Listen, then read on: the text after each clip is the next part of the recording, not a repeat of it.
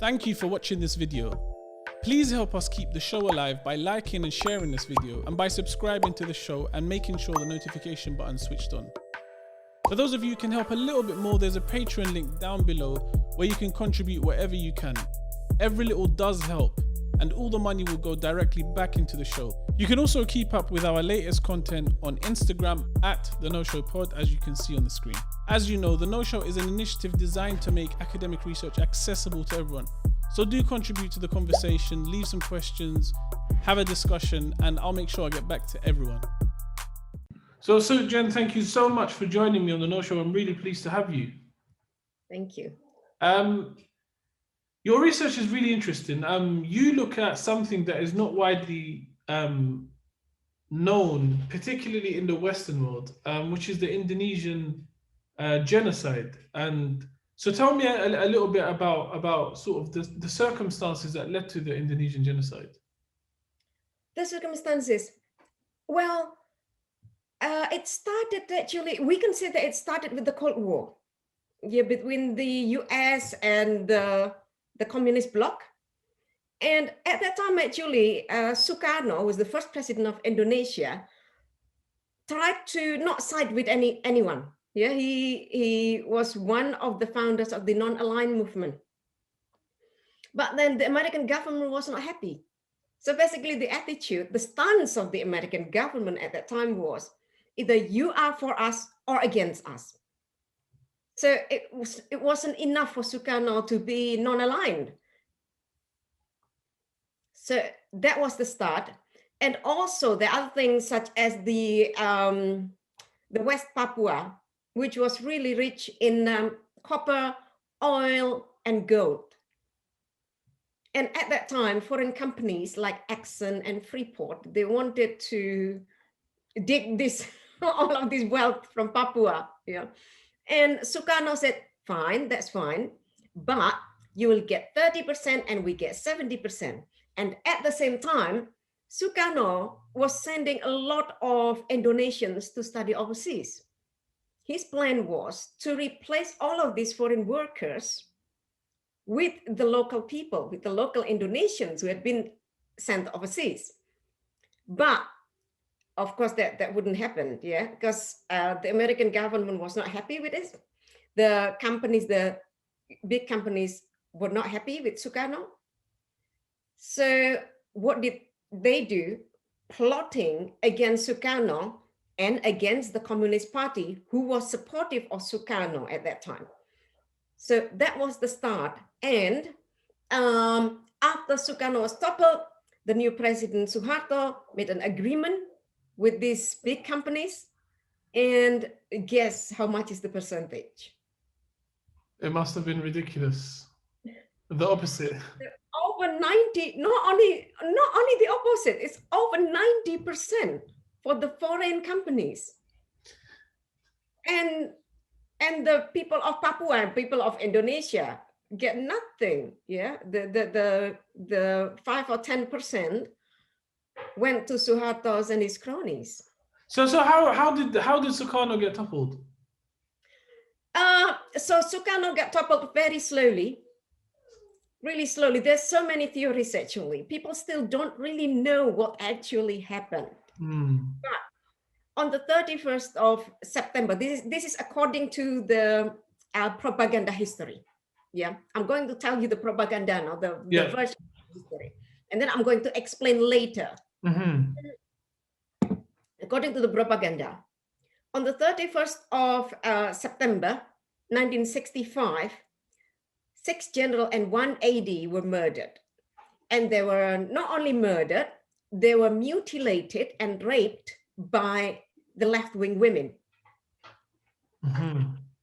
And this was spread everywhere in the newspaper. And because of this, they claimed that the PKI is the Indonesian Communist Party, that the members were evil, and that the communist women had to be murdered because of what they did. And that gave them a pretext, an excuse to conduct mass murder. But actually, according to the autopsy, there was no rape, there was no mutilation. The generals were murdered, but not raped or mutilated at all. But who were the murderers? Was it truly the PKI? No. So it was just a pretext to get a movement against the PKI. Yeah, it was a pretext. People are still not clear. I mean, researchers are still guessing who actually did it, who actually behind this, the murder of this general. However, and the murder happened actually on the 1st of October, not the 30th of September. But the 30th of September, then in Indonesia, it was abbreviated as Gestapo, which reminds people of Gestapo. Yeah, of the German Gestapo. So that's why I think they maintain it. They maintain that it happened on the 30th of September. And you know what declassification is? Yeah. So I'm going to explain a bit what declassification is. Yes, please. Yeah, for the audience. Yeah. Yeah. So declassification is documents which are considered secret are declassified. And different countries have different rules. In the UK, for instance, the rule is every 30 years. In America, it's every, I can't remember now the exact number. If I'm not mistaken, it's 10, 25, 50, and 75. Okay. Yeah. And 2015 is the 50th years after 1965. So many documents were declassified at that time. And we found out that the American had been plotting in a way against the Communist Party in Indonesia. And they even mentioned that the PKI, the Indonesian Communist Party, had to commit a failed coup. So they had to, okay. Yeah. They had to commit a failed coup so that they had a pretext to attack them. Yeah. And this is in the document, so we don't make it up. It's not a conspiracy. It's not a conspiration theory. Yeah. Yeah. So just to understand, okay, so at this moment in time, Sukarno is still in government. Yes.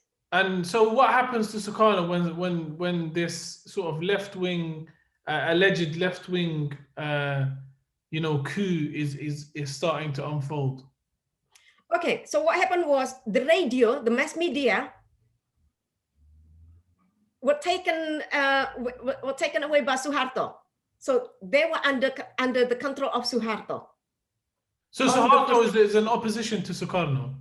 Yes. So okay. Suharto was actually nothing. Yeah, he was not known.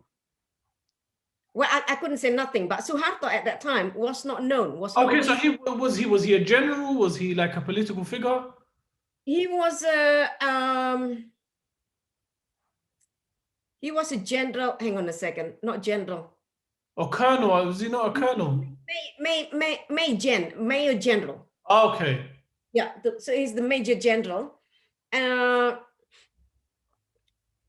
Yeah, so he's a general, and he took over the mass media.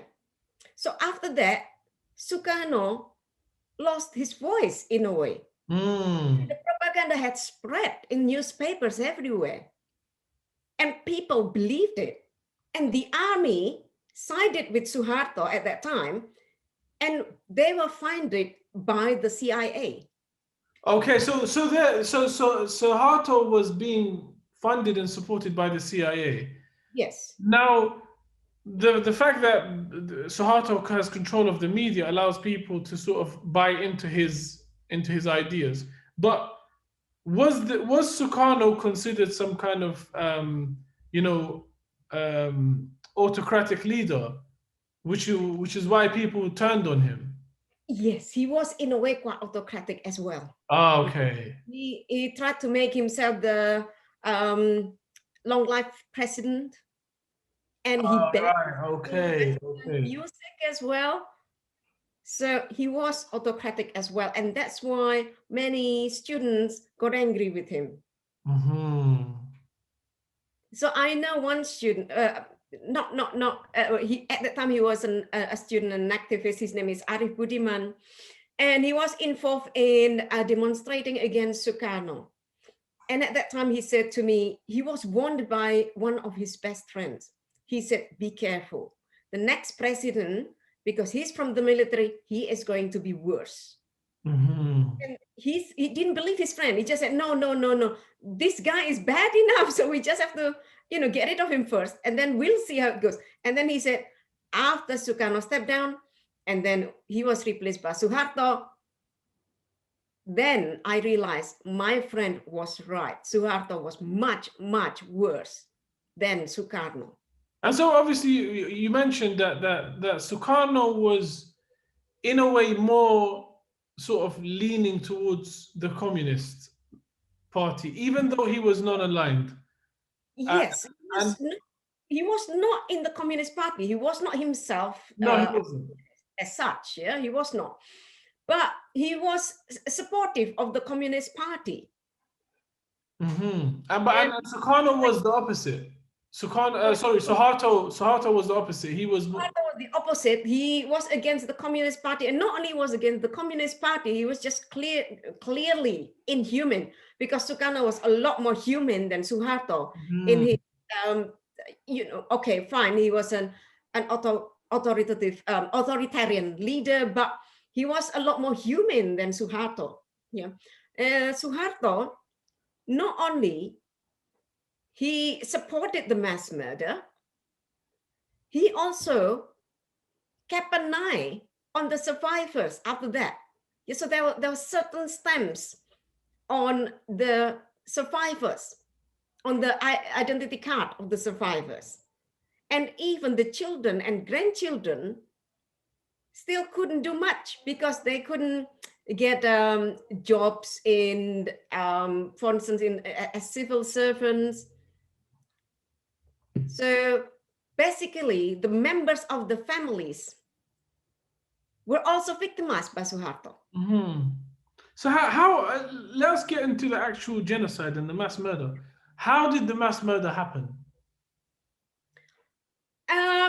So the murder of the general happened in the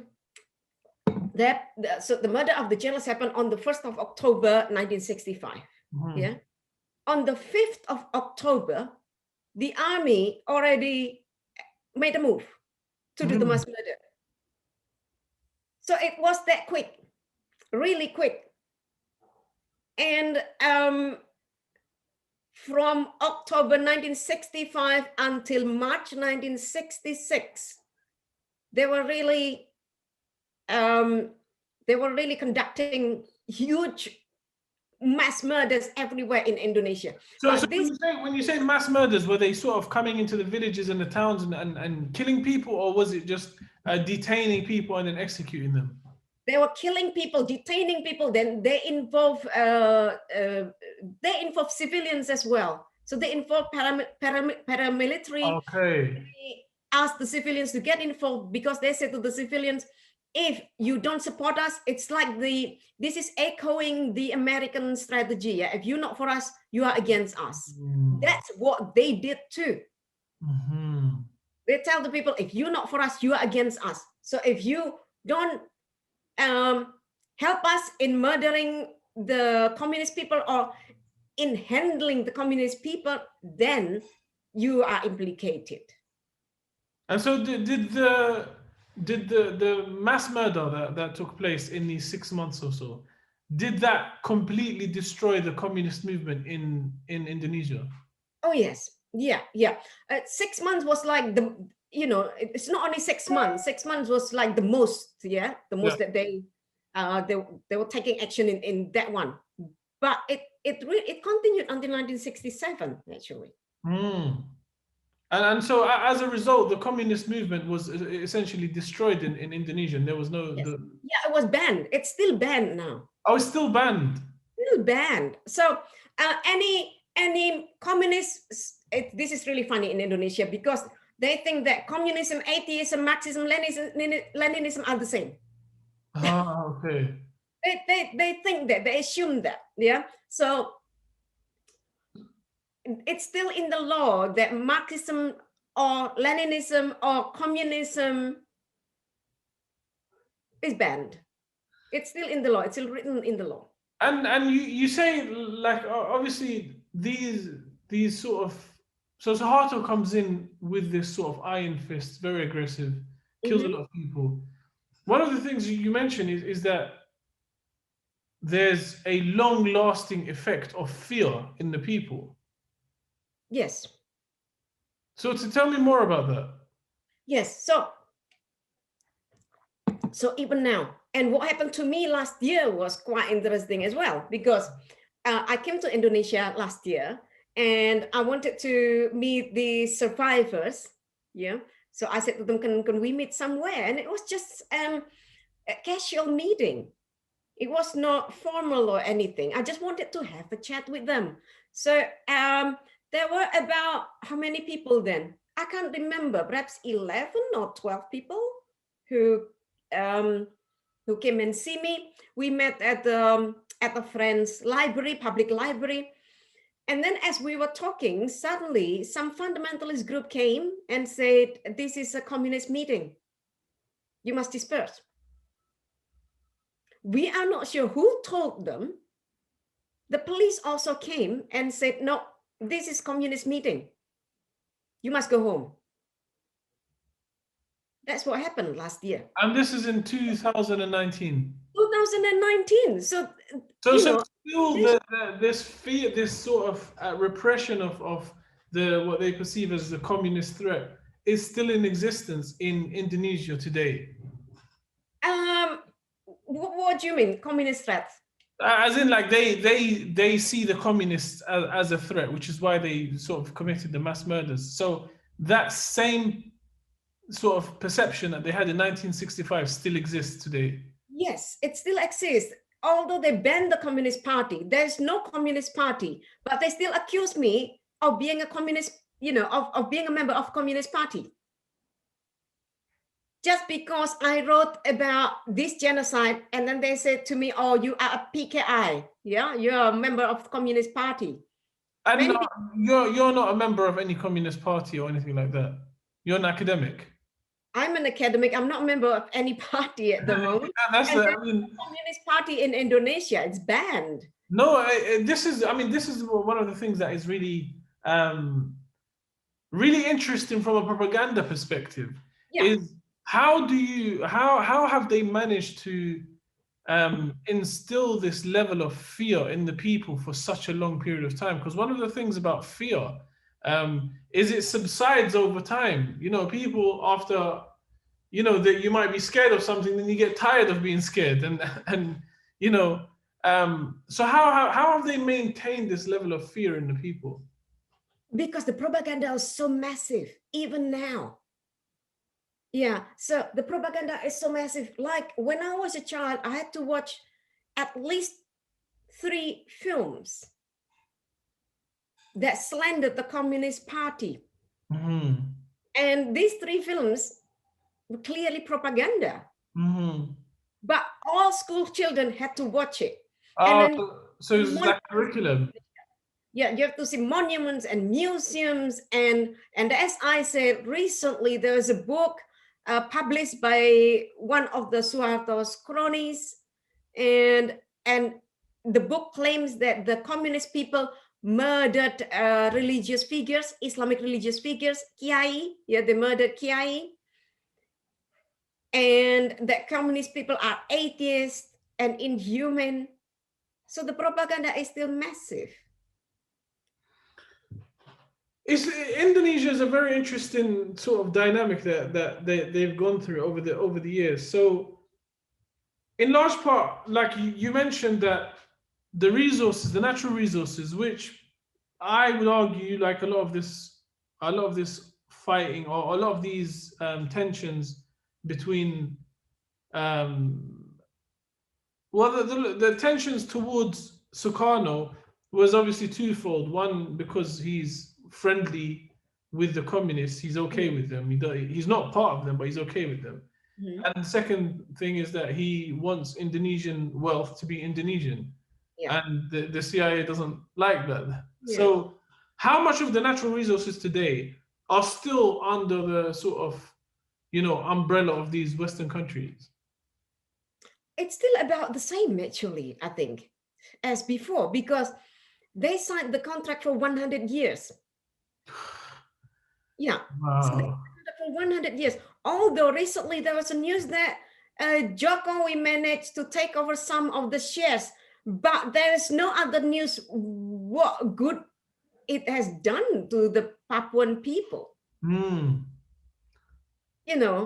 and whether this 100-year contract can be changed, can be edited, can be, annihilated. There's no talk of that. Hmm. I mean, it's incredible that in Indonesia has gone through all this. It's really fascinating that it's not widespread, this information about the genocide. Mm, And you mentioned that people till today don't know the exact number of people that were killed and the victims. no. So That, what are the estimates? sorry, What are the estimates? I don't know. I can't say because it's hard to do research now of the exact number. How are you gonna how are you gonna do it? Yeah, it happened 55 years ago. It happened about 55 years ago. It's hard to find out, but one of not the one the commander of the mass murder, which his name is Sawo-Edi. Sawo-Edi said proudly that his troops killed 3 million communists. And Mm. that's why I mentioned the number 3 million. And of course, And Indonesia has so, a massive population, so sorry? I mean, the Indonesia has a really large population, so 3 million for 3 million people to be killed isn't far fetched. Mm, yeah. But some researchers mentioned 1 or 2 million, some of them, because they one of them actually did it by calculating the number of people who lived before 1965 minus the number of people who lived after that, after the mass murder. And then he tried to kind of like calculate the ones who died because of illness or, Hmm. that's how he calculated. So he mentioned 1 or 2 millions. That is. I mean, it's atrocious. It's an Yeah. atrocious sort of number. You did a lot of sort of verbal interviews with Mhm. survivors. Yeah. What Yeah. was the experience like talking to these survivors? Oh, it's various. Yeah. Some of them really, really wanted to talk to me. So when I said, I'm going to do this, they said, yeah, we have to meet. And I'm going to tell you everything. So one woman actually in Yogyakarta, she really she almost didn't want to let me go at all. Hmm. Stayed with her. Usually I like staying with my respondents so I know how they live, and it will be more, it would be more, it was just better for them because they could be more open with me. Yeah? If I stayed with them and had a chat at home rather than meeting in a restaurant and have a chat. So usually that's what I did, staying with them for a few days. And this woman in Yogyakarta, she told me about what happened in prison. She was gang raped. And after she was gang raped, the rapist preached about Pancasila. Pancasila was the basic principle of Indonesia that consists of belief in God, humanity, unity in diversity, things like that. So can you believe that?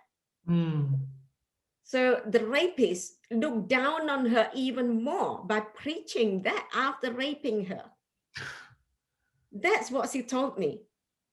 So I stayed with them for a few days. He told me what happened, and others sometimes said, no, no, no, no, no, no. I don't want to do this because it's too dangerous for us. And others sometimes said, okay, fine. And then when I met them, they said, no. They suddenly withdrew.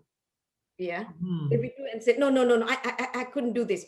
One woman actually who I met, and this is the one I canceled it, because when I met her, she cried and couldn't say anything. And I thought I couldn't continue. It was too much for her. I couldn't continue, and I just said, let's stop it. So I can never get her story, but from her reactions, I can tell that something really bad had happened to her, and she couldn't even speak up. Another one or two of them said, I'm going to tell you everything, but please don't publish it. And that's the beginning of my novel. Right. So let's get into the novel. So what the novel's obviously recounts basically broadly the situation of the mass murder and the genocide. Yeah. But who does the novel, whose story does the novel follow? Actually, about two or three women I interviewed, but mainly on the story of one woman who said to me, I'm going to tell you everything, but don't publish this. Don't publish my story. And I thought, okay, I kept my promise, but then it just kept haunting my mind for months and months and months. And then I said to her, look, your story is important and people have to hear this. People have to know what happened to you. But of course, I know that you're still frightened of the implication. Again, you know, the terror still continues. Yes, she's still frightened. And she's afraid of the implications against her family too. And I said, I can completely understand it. So I said, how about if I write your story in a novel? So I changed her identity. So I somehow crisscrossed the story with the other two women. So people won't actually know who I'm talking about in the novel, yeah? So I changed the name, age, place of birth, a lot. So people won't know who I'm talking about, but the story is mainly based on her. But the interesting thing is, at the end of 2018, the biggest publisher in Indonesia, Gramedia, said that they would publish my novel. Oh, wow. Amazing. A few months later, this is in Indonesian, yeah, my novel. A few months later, they said, we will publish your novel, but we have to censor some parts of it. Right. Okay.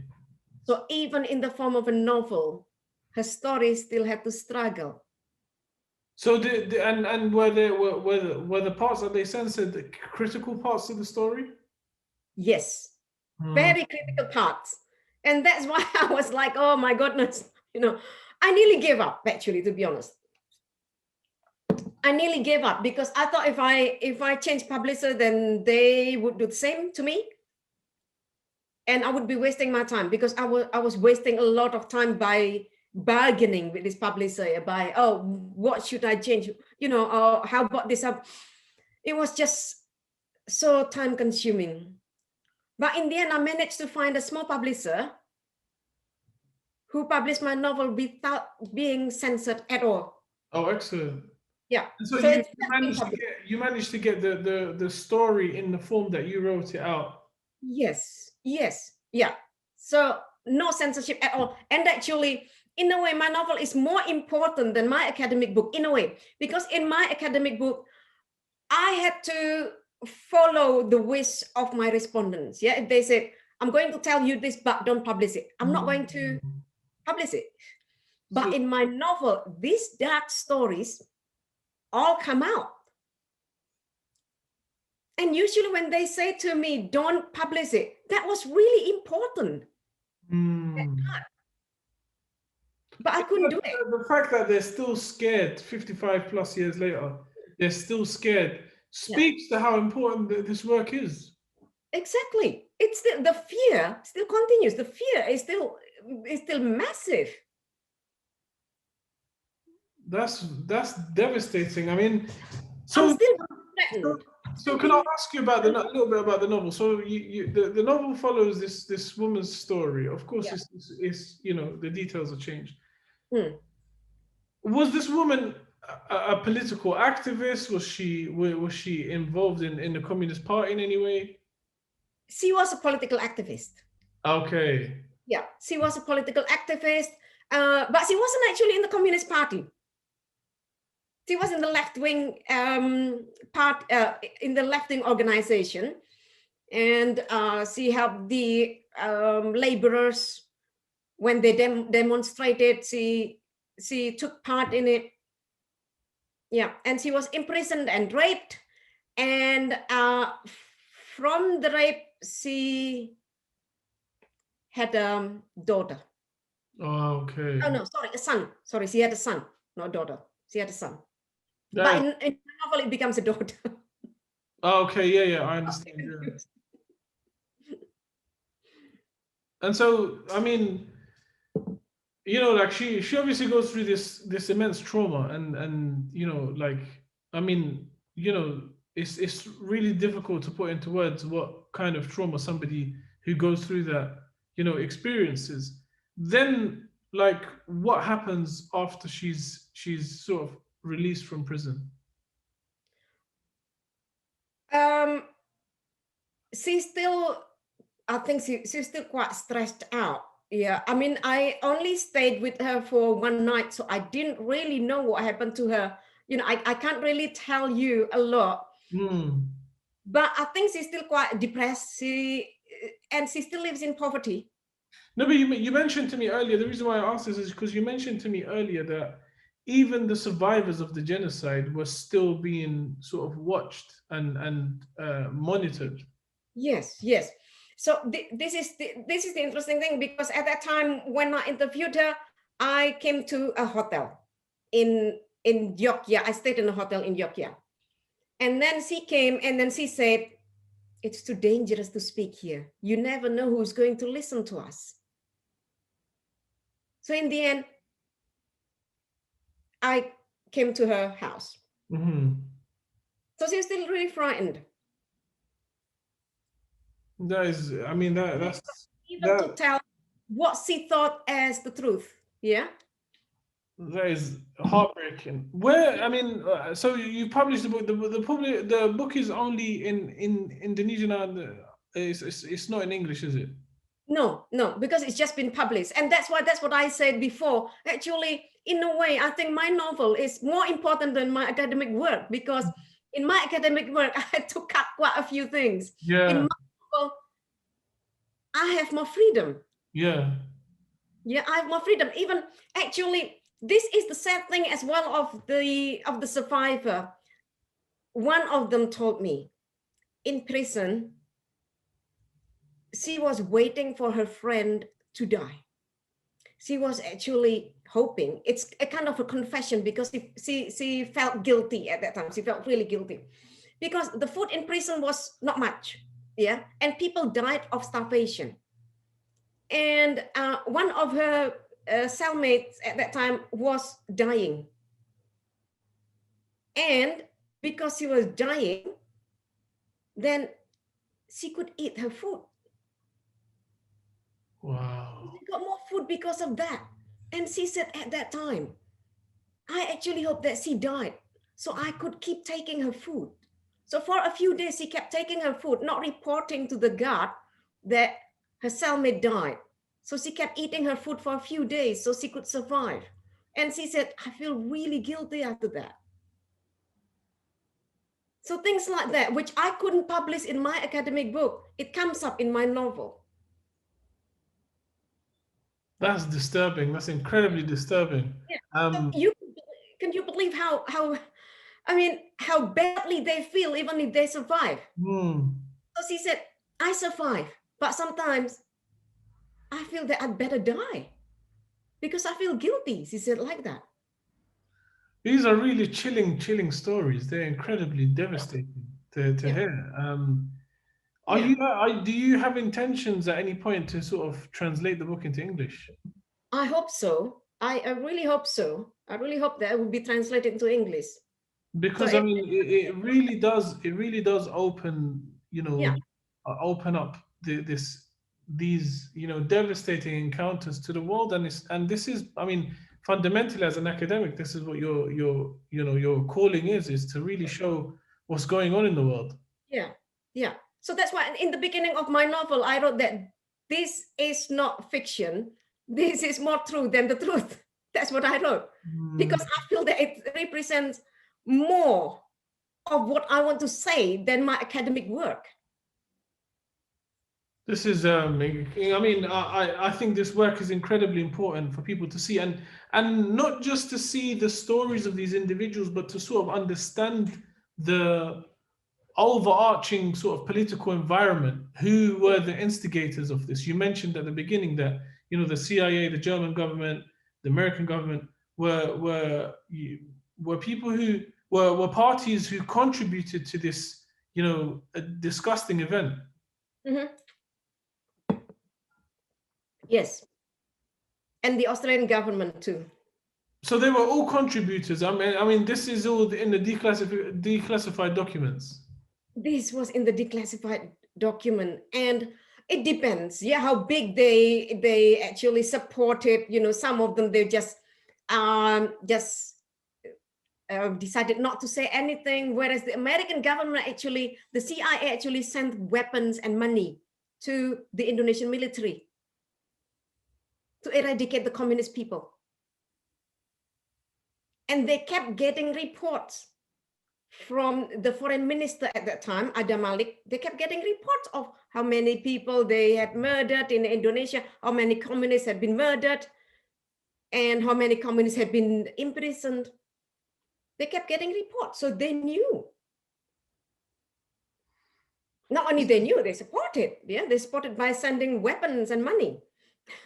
I think your work definitely needs a lot more coverage, because we need to, like, you know, as people who live in a world where, you know, justice is like the overarching theme in this day and age, and you know, everyone wants to champion a cause.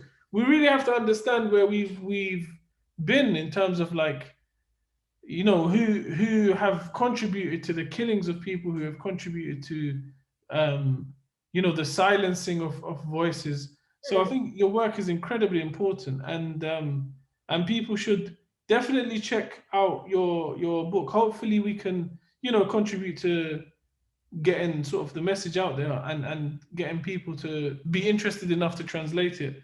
Thank you. Yeah. English is not my mother tongue, so if I translate it myself into English, I don't really have the confidence to do so. You know what I mean? No, absolutely, I understand. How can people reach you online? I think they can contact me via my Facebook account or Twitter or Instagram. If you can send me over all of these, I'll link them onto the show so people can reach out to you directly. Oh, okay. Yeah, that's fine. Excellent. It's been really interesting speaking to you, Soe-Tjen.